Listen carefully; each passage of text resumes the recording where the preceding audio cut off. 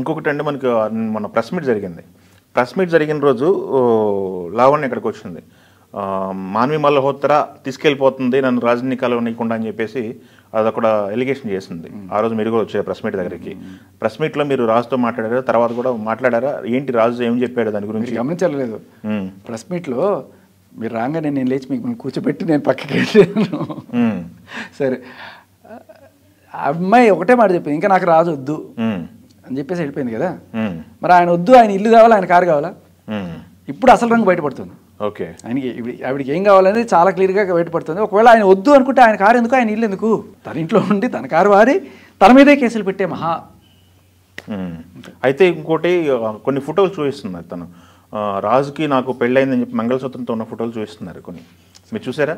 అవన్నీ నేనే చూపించు. పాయింట్లెస్ సార్ ఇవన్నీ డిస్కషన్స్. ఎందుకంటే నువ్వు 10 ఏళ్ళు కాపురం చేయి, 20 ఏళ్ళు కాపురం చేయి, ఒక రోజున నువ్వు నీతి తప్పావు, నీకు ఏ అర్హత ఉంది మళ్ళీ వెనక్కి రావడానికి? నా ఇష్టం, నేను నీతి తప్పుతా, నేను మళ్ళీ కావాలనుకుంటే రావాలంటే దట్స్ నాట్ ద వే. ఇంకా డిస్కషన్ పాయింట్ ఏంటంటే మస్తాన్ సాయితో నీకు ప్రూవ్డ్ అయిపోయింది క్లియర్ కట్గా, అది నువ్వు యాక్సెప్ట్ చేసావు, నువ్వు ఫ్లట్టింగ్ అంటావా ఏమంటావు అది నీ ఇష్టం. బట్ జనాలు డిసైడ్ చేసుకుంటారు, మీడియాకి అర్థమైపోయింది. ఉన్నారు 10 ఏళ్ళలో లేకపోతే 5 ఏళ్ళు ఆవిడ చెప్పినట్టు అనుకున్నా కూడా షీ మూడ్ క్లియర్లీ. ఓకే, నీతి తప్పింది, అర్హత లేదు, అదే నా పాయింట్. ఇన్ని రోజుల నుంచి మీడియాలో కానీ ఎక్కడ డిస్కషన్ జరిగినా కానీ ఎవరు మాట్లాడినా కానీ మస్తాన్ సాయి పేరు అనేది బయటకు వస్తుంది. తను అసలు బయటికి రాలేదు, తన వర్షన్ ఏంటనేది ఇంకా ఇంతవరకు బయటకు రాలేదు కదా. ఒక్కొక్కళ్ళు బయటకు వస్తున్నారు, అందరూ కూడా ఇలాగే జుట్టు పట్టుకొని వాళ్ళని బెదిరిస్తూ ఉంటుంది. ఓకే, మరి ఏదో రోజు వాళ్ళు కూడా బయటకు వస్తారు, అసలు విషయాలు బయట పెడతారు. రాజుకు సంబంధించి చాలా ప్రూఫ్స్ ఉన్నాయి నా దగ్గర. నేను అవన్నీ బయట పెడితే రాజు కెరీరే ఉండదు, ఖతమైపోద్ది, ఇండస్ట్రీలో ఉండలేడు అని చెప్పేసి మాట్లాడిన కొన్ని వీడియోలు చూసాను నేను. ఏంటి పరిస్థితి, ఏమున్నాయి ఆమె దగ్గర? ఆవిడ దగ్గర ఉంటే ఈ పాటికి ఎప్పుడో పెట్టేసి ఉండేది. ఓకే, సో ఏమీ లేవు కాబట్టి ఊరికే బొంకడాలంతే. ఓకే, పోన్లే మంచిదే, పెట్టమనండి. మీ పైన కొన్ని ఎలిగేషన్ చేసింది, ఆ ఎలిగేషన్ చేసిన కేసులో స్టేటస్ ఏంటి? ఇప్పుడు మీ పైన కేసులు ఉన్నాయని చెప్పేసి ఫోన్ లేదు, ఏం లేదు.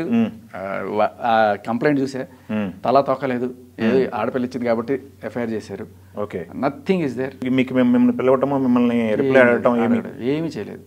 పంజగట్ట పోలీస్ స్టేషన్ అని చెప్పి ఎలిగేషన్ ఏమీ చేయలేదు. నాకు తెలిసి నేనే ఫోన్ చేసే వాళ్ళకి, సార్ ఏంటి సార్ ఇది అంటే, ఇంకా అమ్మాయి కదా సార్ తీసుకోవాలి కదా సార్ అన్నారు. ఓకే, సరే, కానీ నేను ఈ పని అయిపోయిన తర్వాత వెళ్ళి అసలు 211 వేస్తాను, నేను తప్పుడు కేసు పెట్టడం. ఈ జరుగుతున్న సందర్భంలో మీకు ఏమైనా థ్రెటనింగ్ కాల్స్ వచ్చాయా? మిమ్మల్ని థ్రెటనింగ్ చేస్తూ ఏమన్నా వచ్చాయా? ఎవరున్నారు? లావణ్యనే చేస్తుందా, లావణ్య వెనక ఎవరన్నా ఉన్నారనిపిస్తుందా, ఏంటి? ఉండొచ్చు సార్, అంటే వెనకాల ఎవరో డిపార్ట్మెంట్కి సంబంధించి ఎవరన్నా ఉండారేమో అని డౌట్. ఎందుకంటే లొకేషన్స్ ట్రాక్ చేస్తున్నారు, కాల్ డీటెయిల్స్ ట్రాక్ చేస్తున్నారు. నేను ఎవరికైనా కాల్ చేస్తే ఇమ్మీడియట్గా వాళ్ళకి కాల్ చేయడాలు, వాళ్ళకి సంబంధించిన ఎంక్వైరీ చేయడాలు ఇవన్నీ కూడా జరుగుతున్నాయి. ఓకే, సో చేయనివ్వండి, దాంట్లో నాకు ఏమి లేదు. వాళ్ళ ఇదే అంతా ఎక్కడైనా దొరకపోతాడా వీడు, ఎలా పట్టుకుందాం, ఏదో ఒకటి. లేకపోయినా కూడా ఏవో ఒక కలబుల్ స్టోరీలు కాబట్టి బురద చల్లటం. రాజ్ తరుణ్ హైకోర్టును ఆశ్రయించాడు ముందస్తు బెయిల్ కోసం అని చెప్పేసి ఒక వార్త. అసలు ఎప్పుడు వెళ్ళారు కోర్టుకి? రాజ్ తరుణ్ తరఫున లీగల్ ఫైట్ చేస్తా అంటున్నారు. లీగల్ ఫైట్ అనేది ఎంతవరకు వచ్చింది? మీ నాలెడ్జ్లో ఉన్నది ఏంటి? బేసికలీ తను ఏదో కీడించి మేలించి బెయిల్ కోసం అప్లై చేశాడు, కానీ దీంట్లో అరెస్ట్ అనేది ఉండదు. బట్ ఏదో ఆయన సాటిస్ఫాక్షన్ కోసం తెచ్చుకుంటున్నాడు. బట్ దీంతో పాటు ఎఫ్ఐఆర్ క్వాష్ కూడా వేసి ఉంటారు. ఓకే, దీంట్లో అసలు మ్యాటరే లేదు, క్వాష్ చేసామని చెప్పి.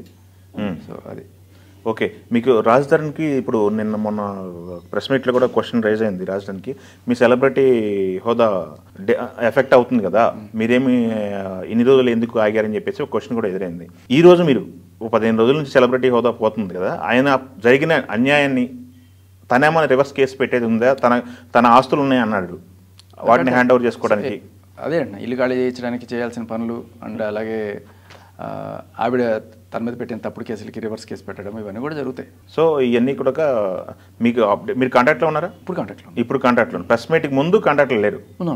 ప్రెస్ మీట్ ముందు కూడా ఉన్నారు. వాళ్ళే నన్ను ఫోన్ చేసి యాక్చువల్గా డైరెక్టర్ గారు రాజ్ తరుణ్ ఇద్దరు కలిసి ఫోన్ చేసి గెస్ట్గా రావాలని చెప్పి పిలిచారు. ఓకే, గెస్ట్గా రావాలని పిలిచారు, వాళ్ళు పిలిచారు.